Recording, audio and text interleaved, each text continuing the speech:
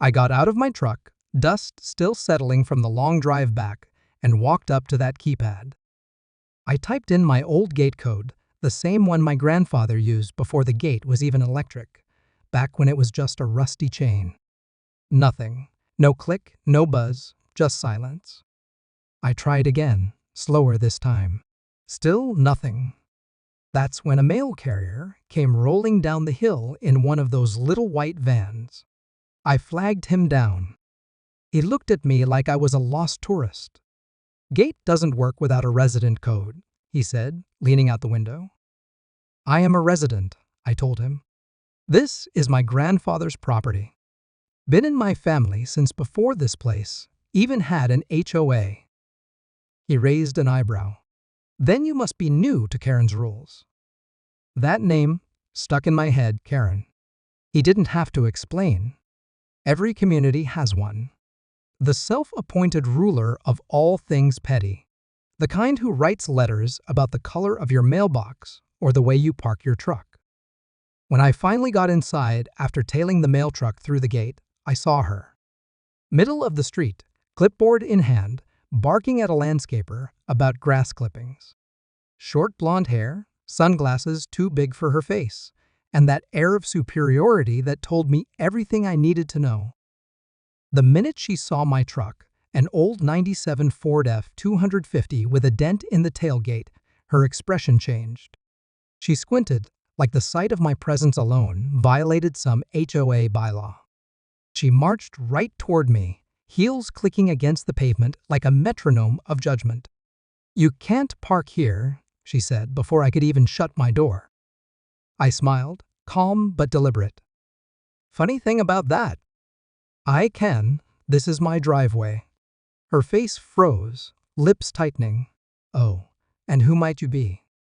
I looked her dead in the eye. "Name's Carter Hayes. My grandfather built this cabin back in '72.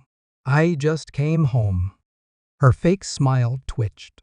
"Oh, that cabin. I didn't realize anyone was moving in there again.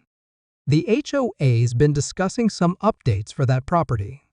That's when I knew she wasn't just some nosy neighbor. She was planning something. And what she didn't know was that she'd just picked a fight with the one man in this neighborhood who had more power than her clipboard could ever give her. The next morning, I woke up to the sound of gravel crunching under tires. When I stepped outside with my coffee, there she was again, Karen, standing at the edge of my driveway like she owned the place.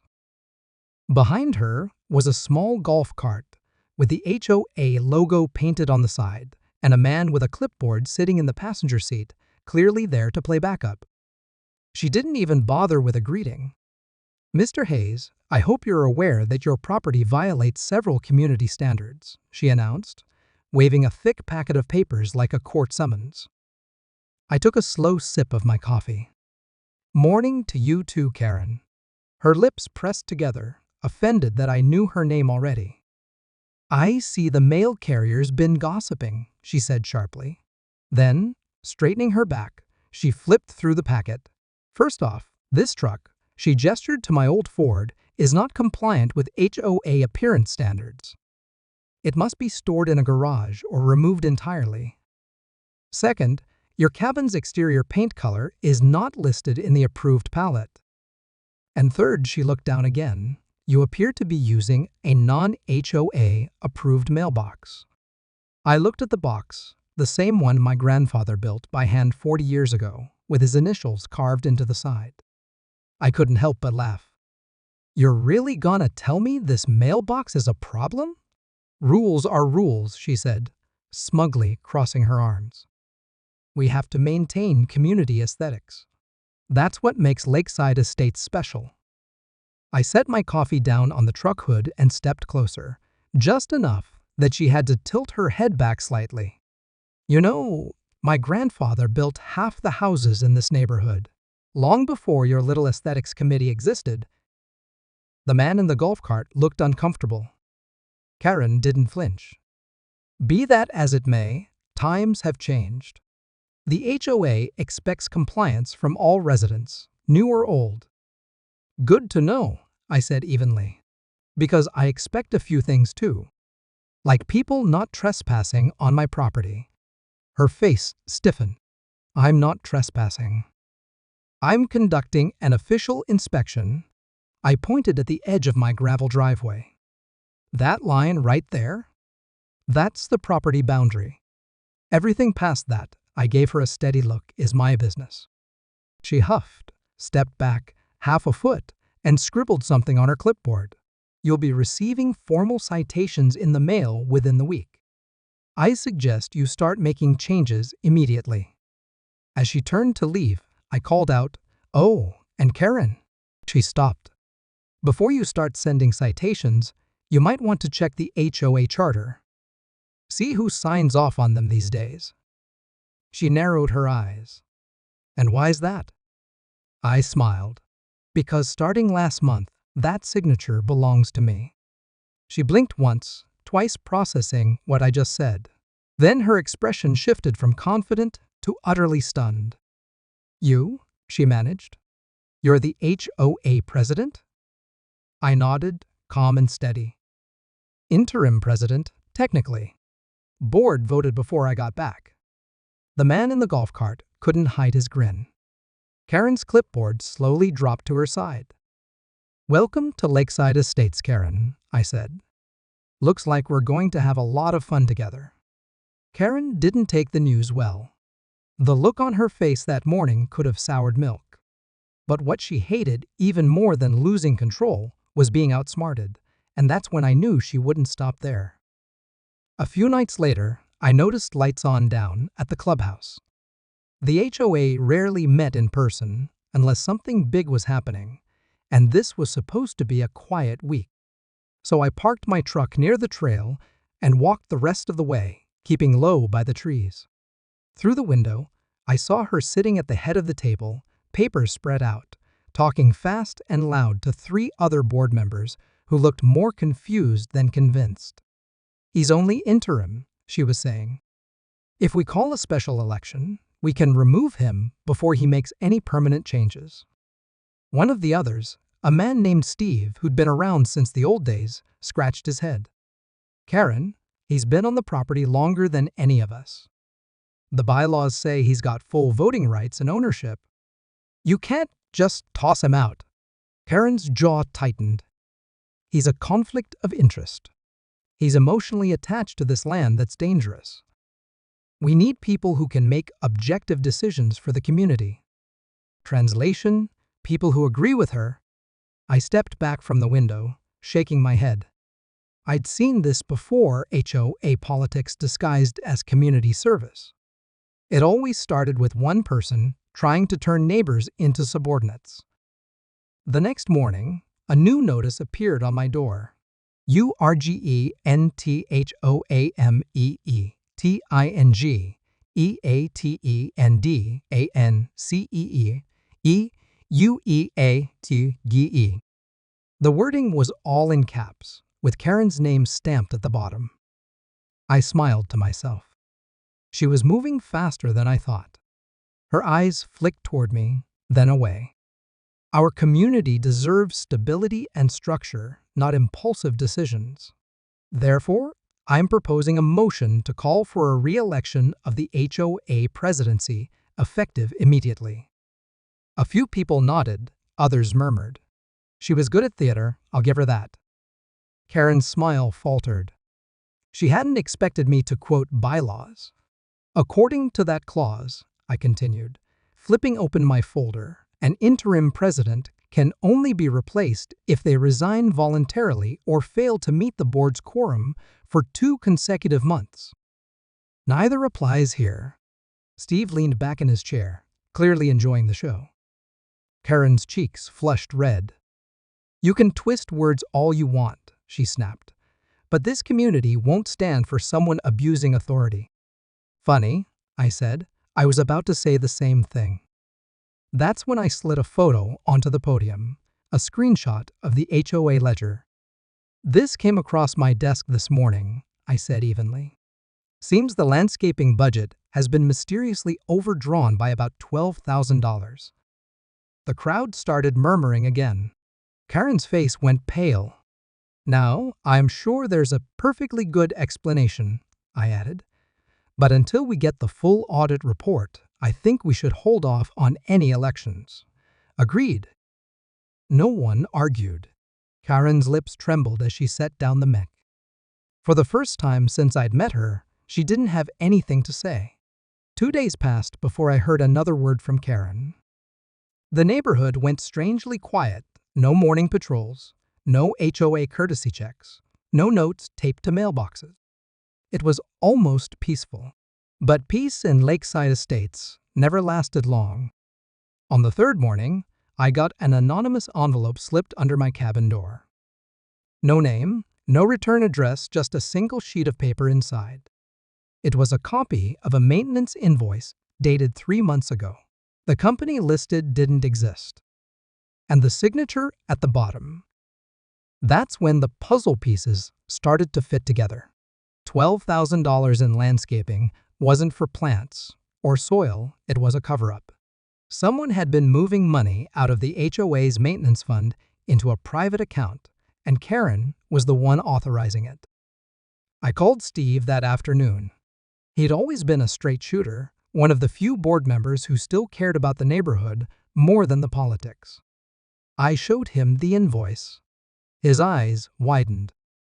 "She's been signing fake service contracts," he said quietly. "That's fraud, Carter." "I know," I said. "But we need more than this before we make a move. If we accuse her publicly and we're wrong, she'll spin it on us." So we started digging. Every evening after work, we met in the clubhouse after hours, me, Steve, and an old accountant named Linda who'd served on the HOA 10 years ago. We pulled every receipt, every bank statement, every quarterly report from the last 2 years. What we found wasn't just sloppy bookkeeping, it was deliberate. Karen had created a shell contractor, Lakeside Maintenance and Design, and billed the HOA for projects that never happened. New benches by the park? Never ordered. Tree trimming along the South Trail? Never done. That money had gone straight into an account registered under her maiden name. Linda leaned back in her chair, exhausted but furious. She's been bleeding this place dry while lecturing everyone about rules and standards. I nodded slowly. And she's been doing it right under everyone's nose. But we couldn't just confront her without proof. We needed something undeniable, a smoking gun. That's when Steve had an idea. What if we let her expose herself? How? I asked. She's planning another project, right? That new lakefront beautification she keeps bragging about? Let's approve it, but have the payment routed through a traceable escrow. I grinned. Trap her with her own paperwork. It didn't take long. Karen submitted her proposal the next morning, almost too confidently. I signed off as president, just as she expected. But this time, the check didn't go directly to Lakeside Maintenance and Design. It went to an escrow account under HOA supervision. 3 days later, the bank flagged a transfer attempt. Someone tried to redirect the funds to a personal account. That someone was Karen. The proof landed in my inbox like a thunderclap. I printed everything, slipped it into a binder, and called for a special board meeting that evening. No warning, no rumors, just a single notice posted at the gate. Emergency HOA session, all members welcome. When Karen walked in and saw me sitting at the front table, she hesitated for the briefest moment, then lifted her chin and smiled, pretending she was still in control. "Carter," she said smoothly, "I assume this is about the beautification project?" Her eyes narrowed. "Of course." "Good," I said, opening the binder. "Because tonight, we're going to make everything perfectly clear." The projector flickered on behind me, displaying the fake invoices, bank transfers, and escrow notifications, all with her name attached. The room gasped in unison. Karen froze. Her smile cracked, her voice faltered. This is a mistake. You don't understand." "Oh, I understand just fine," I cut in.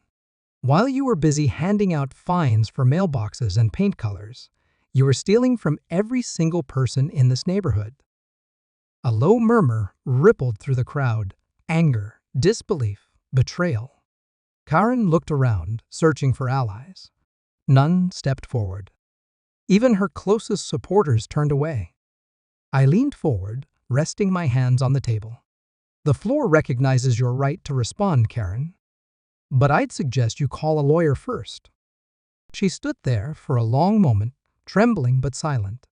Then she grabbed her clipboard, turned on her heel, and stormed out of the clubhouse.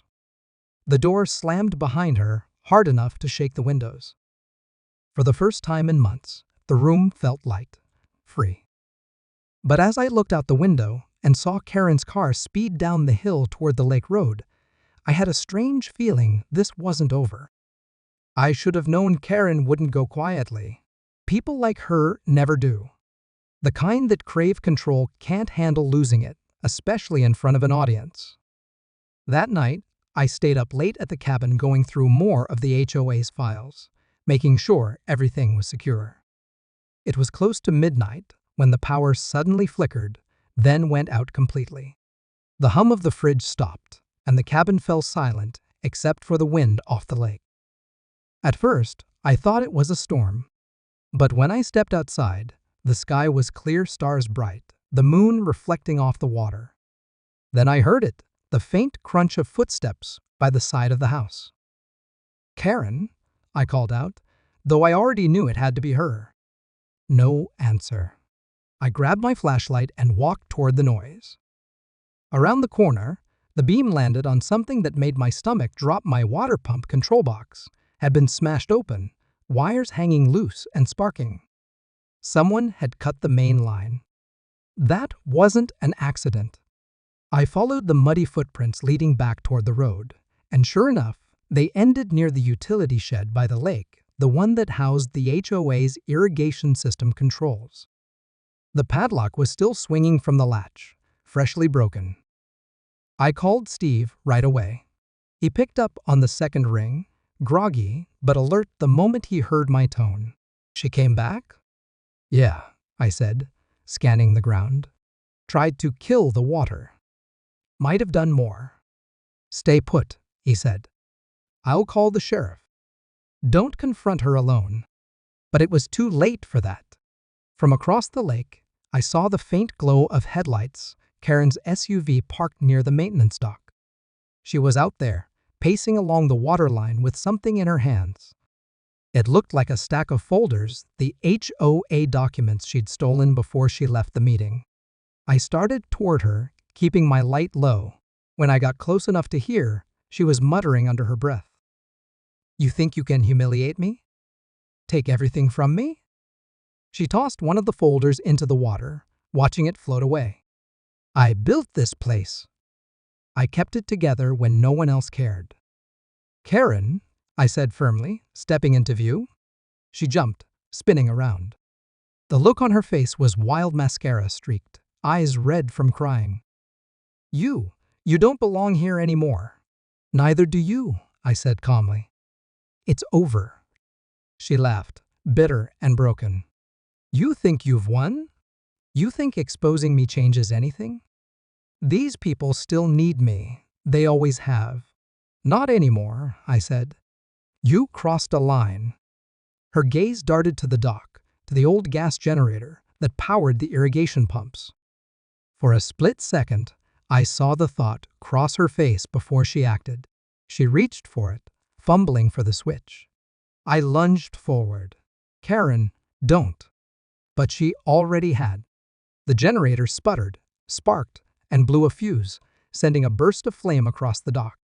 She screamed, stumbling backward into the shallow water as smoke billowed up. I grabbed a tarp and smothered the small fire before it spread, then waded in to pull her out.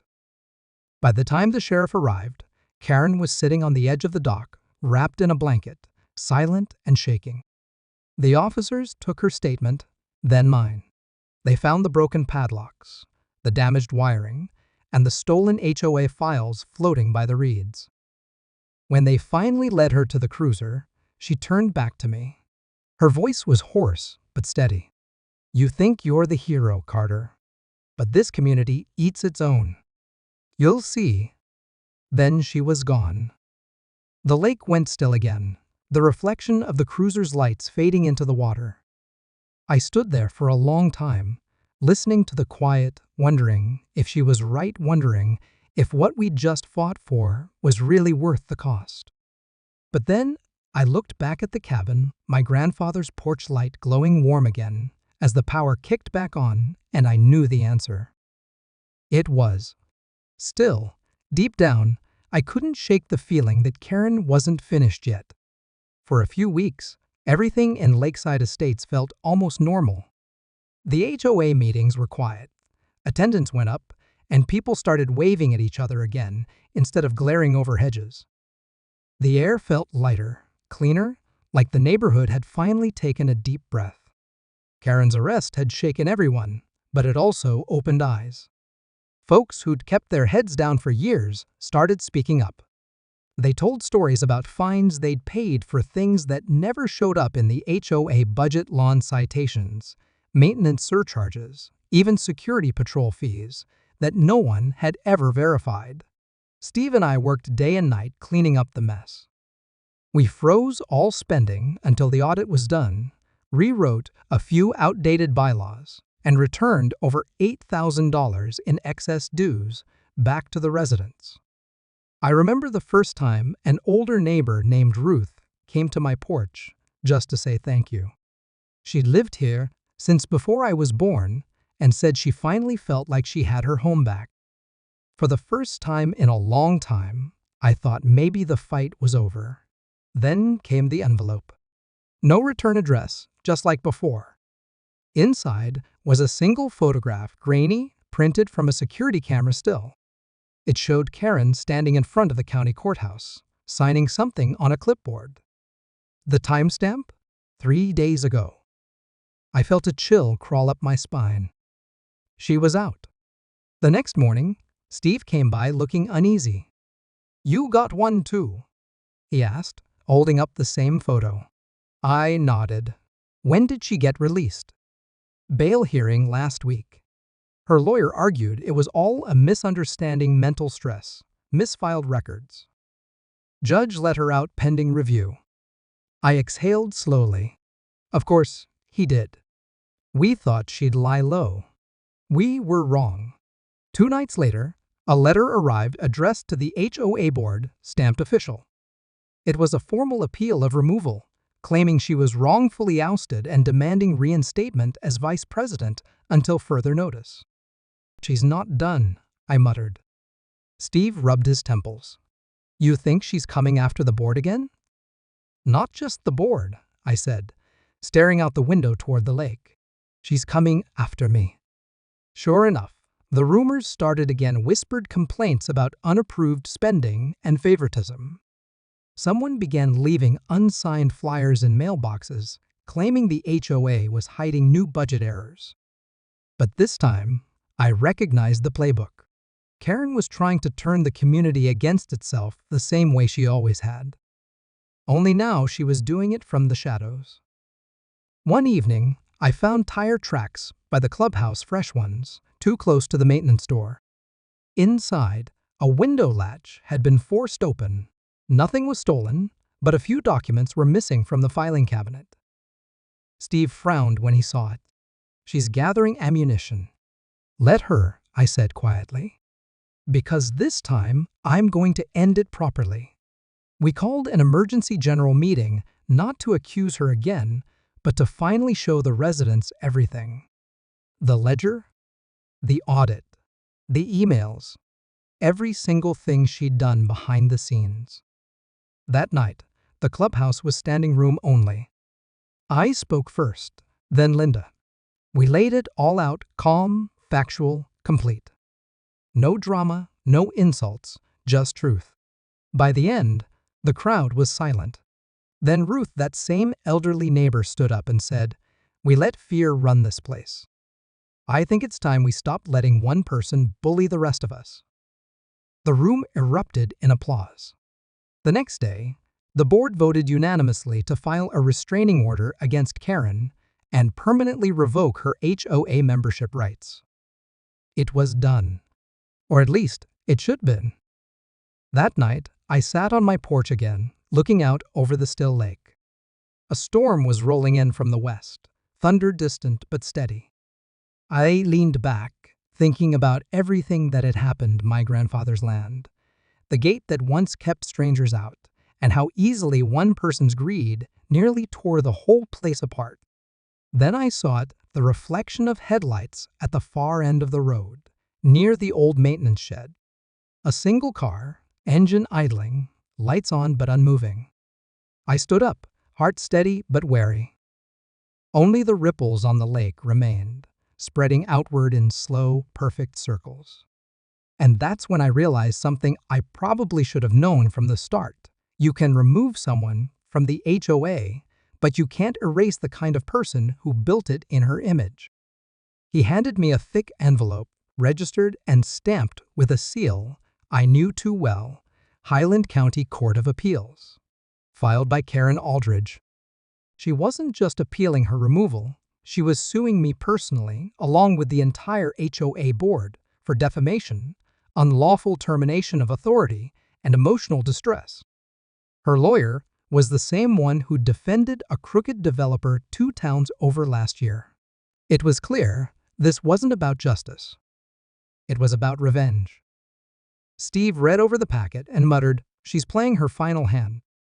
I smiled without humor. "Then, let's show her the deck's rigged." I nodded. "All backed up in 3 places."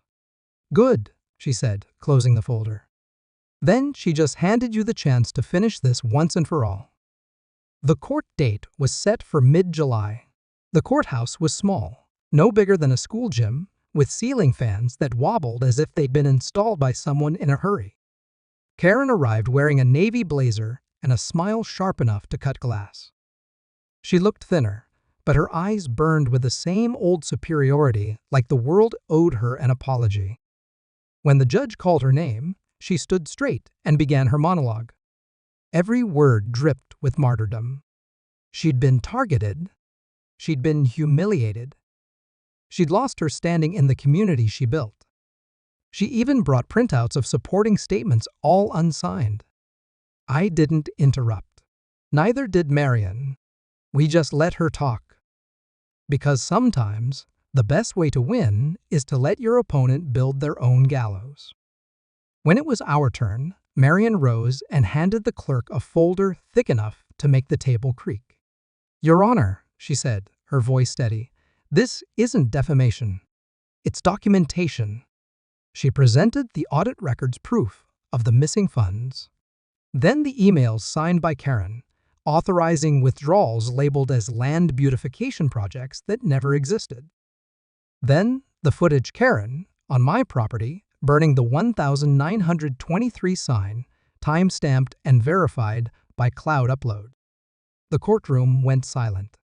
Karen's lawyer tried to object, but the judge raised a hand. "Sit down, counselor." Then came the final piece. Marion pulled a copy of the old zoning injunction Morton v. Lake Wind Pines, HOA 1992, and read aloud the line that had protected my land for decades. "No individual, entity, or organization operating under the title of Lake Wind Pines Homeowners Association shall impose control, fines, or oversight upon the privately held property known as the Highland Lake Fisherman's Cabin." The judge leaned forward. So not only was Mrs. Aldridge interfering with property outside her jurisdiction, she continued to do so after prior injunctions were established? Marion nodded. "Yes, Your Honor." Repeatedly, Karen's expression cracked. Her confident smirk faltered into something almost human: confusion, fear, disbelief. The judge closed the file and exhaled through his nose. "Mrs. Aldridge, you haven't just wasted this court's time. You've violated previous court orders, harassed your neighbors, and manipulated association records. I am dismissing your claims with prejudice. Additionally, I'm forwarding this case to the district attorney's office for review of possible criminal contempt. Karen's lawyer started to speak, but she didn't let him. She just turned toward me, her face pale but her voice still venomous. You think this makes you the hero? I didn't respond. There was nothing to say. Outside the courthouse, the summer sun was blinding. Steve clapped me on the back. It's over, man. For real this time. But I wasn't so sure. Because when I glanced toward the parking lot, I saw her car still sitting there, engine running, window cracked, and for just a second, I could have sworn I saw her smile. That night, I came home to find a single envelope resting on my porch step. No postmark, no name. Inside, just one sentence, handwritten in that same sharp script I'd come to know too well. You may own the land, but I own the story. The handwriting shook slightly, like it had been written in anger or obsession. I looked out over the lake. The lanterns flickered softly across the water, the same ones she once called a violation. They swayed in the breeze, stubborn as ever, a quiet rebellion against people like her. For the first time in months, I let myself smile. Then I guess it's time someone rewrote it, I whispered. Because the thing about people like Karen, they always think they can control the narrative. But sometimes the story fights back. Summer melted into early autumn, and for the first time in years, the lake was quiet again. The kind of quiet you notice in your bones. No complaint slips on doors. No HOA patrols at dawn.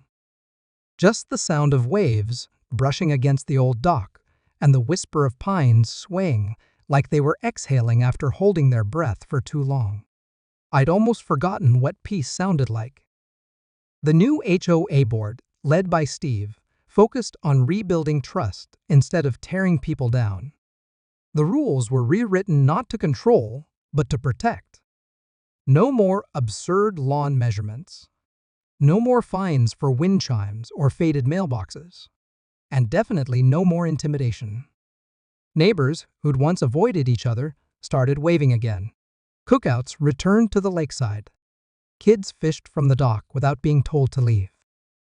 And for the first time since my grandfather's days, the place started to feel like a community again. One Saturday, I was working on the cabin roof patching a few loose shingles when an old Chevy pulled into my drive. Out stepped Mrs. Patterson, one of the few residents who'd lived there longer than even Karen. She was holding a worn photo album. I thought you might want to see this, she said, handing it to me. Inside were pictures, black and white snapshots of the lake back in the 1960s. Wooden rowboats, bonfires, and handwritten captions like first summer at the Pines. And then one photo that stopped me cold. It was of my grandfather, standing beside a younger woman near the same cabin porch where I stood now. She had a familiar, sharp jawline, dark hair, and that same poised smile. On the back of the photo, written in faded ink, were the words, Harold and Marjorie Aldridge Lake Wind, 1962. I looked up. Aldridge. Mrs. Patterson nodded. Karen's grandmother. She and your grandfather used to argue about this place too, back when it was just fishing cabins and gravel roads. I guess history repeats itself. That night, I sat on the dock, flipping through the photos again. The lanterns reflected off the lake, and for a moment, I thought I saw movement across the water, the faint glow of another lantern, burning alone near the ruins of what used to be Karen's deck. The next morning, I walked over there. The house had been sold at auction 2 weeks after the court ruling. A couple from the city bought it cheap, planning to renovate it for summer rentals. But what caught my eye wasn't the house, it was the tree line behind it. Someone had carved into the bark of an old oak, deep and deliberate, ALDRDGEFFOREVER. The cuts were fresh. I stepped back, scanning the tree line. The breeze stirred the leaves, and somewhere deeper in the woods, I thought I heard a twig snap. Maybe it was an animal. Maybe not. That night, as I locked the cabin door, I couldn't shake the feeling that this wasn't the end, just the next quiet before the next storm. The following week, I got a call from Marion. "Karen's grandmother?" I asked. I felt a chill crawl up my spine. What did the letters say? She hesitated. One of them says, "If the lake can't belong to us, then it shouldn't belong to anyone." The line echoed in my head long after we hung up. That evening, I walked back to the water's edge. The lake was calm, too calm. And then I noticed something new, a wooden buoy drifting near the shore, painted red. When I pulled it in, I found carved initials on the underside. KAA, 2025. Karen Aldridge. And for the first time in a long while, the silence didn't feel peaceful. It felt expectant. 2 weeks passed before anyone saw lights on across the lake again. The new homeowners, a couple named Dylan and Rose, had started tearing into the Aldridge property, removing moldy drywall, ripping up warped floorboards, and gutting what was left of Karen's overbuilt deck. From my porch, I could hear the distant sound of power tools echoing through the trees, a strange mix of progress and disturbance. At first, I didn't think much of it. People move in, they renovate, life moves on. But by the third day, Dylan drove over in his truck, dust-covered and clearly uneasy. He stepped out, holding something wrapped in a black plastic bag. "You used to deal with Karen, right?" he asked. "Unfortunately, yeah," I said. "Why?" He glanced back toward the house before unwrapping the bag. Inside was a small wooden box, old, hand-carved, sealed with rusted hinges. "We found this behind the fireplace, hidden inside the wall." The wood was dark and swollen from years of heat, but the initials carved across the top were unmistakable, MAA. Marjorie Aldridge. There was something almost reverent about the way he handled it. "It rattles," Dylan said quietly, "but I don't think it's jewelry or coins." We pried the box open with a flathead screwdriver, the lid groaning as if it hadn't seen daylight in decades. Inside was a bundle of yellowed papers, a rusted key, and a glass vial half filled with what looked like lake water murky, with something pale floating inside. Rose joined us on the porch, her face pale. "There's more," she said, holding up an envelope she'd found inside a drawer. "It's addressed to you." "To me?" "Yeah, it's dated this year." My pulse quickened as I took it. The handwriting was sharp and deliberate, the kind of penmanship that belonged to someone who took pride in control. I unfolded it slowly, and the words inside made the air around me feel heavier. "To whoever lives where Harold once stood, the lake always remembers. What it gives, it takes back. Don't make the same mistake we did. K.A. Karen." The paper slipped from my hands. Rose's voice trembled. "You think she left this before she left town?" I didn't answer. My eyes were fixed on the vial, that cloudy water inside. For a second, I could swear something inside it moved like a faint ripple under glass. "Dylan must notice too. What do you think's in there?" "I don't know," I said. "But don't open it." That night, I stood on the dock again, staring across the lake at the faint glow from their house. The wind had picked up, cold and sharp.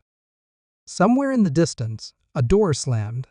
Then came a sound that didn't belong to wind, a low, drawn-out creak, like wood bending under water pressure. The next morning, I saw smoke rising from the Aldridge property. I ran over, thinking fire, but it wasn't. Dylan was burning something in a metal barrel. The smell was sickly sweet, like old varnish and salt water. "What are you doing?" I shouted. He didn't look up, couldn't sleep. I kept hearing noises, like whispering under the floorboards. He tossed another paper into the flames, the yellowed letters from the box. "We're getting rid of all of it." "Where's the vial?" I asked. He hesitated. "I threw it in the lake." My heart sank. The smoke curled up into the morning air, drifting across the water. And as it did, the lake, calm for weeks, rippled violently, waves slapping against the shore like a sudden breath. Rose screamed from the porch, "Dylan!" He turned, and in that moment, the dock beneath his feet snapped. One plank, then another, like something pulling from below.